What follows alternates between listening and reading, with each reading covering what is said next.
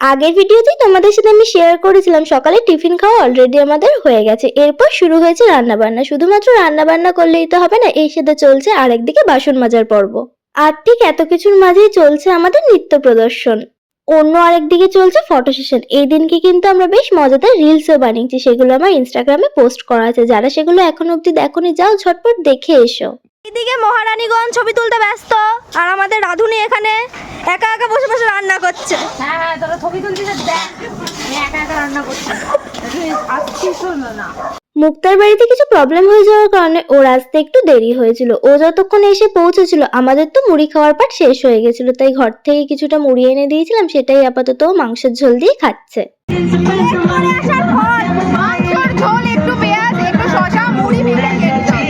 হ্যাঁ, তোমরা ঠিকই ধরেছো। ঠিক এই পর্যায়ে এসে আমাদের সবার মাথার তারগুলো কেটে গেছিল। আমারটা যদিও একটু বেশিই কেটে গেছিল, সেই কারণে আমরা সবাই মিলে শুরু করেছিলাম ভাসান ডান্স।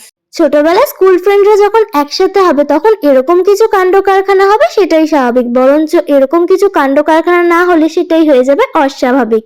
মানিদের এরকম কাণ্ড কারখানা দেখে আমাদের ঋষিবাবু হয়ে গেছিল কনফিউজ, তাই ও দূরে গিয়ে শুরু করেছিল ওর ভাসান ডান্স।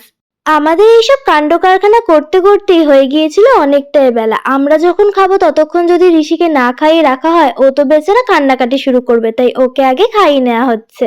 ঋষি কিন্তু আমাদের ভারী লক্ষ্মী ছেলে। মা খাইয়ে দিচ্ছে আর ও চুপটি করে বসে বসে ফোন দেখছে আর খেয়ে নিচ্ছে। খাওয়া দাওয়ার পর একটু ভাত গুমো দিয়ে নিয়েছিল।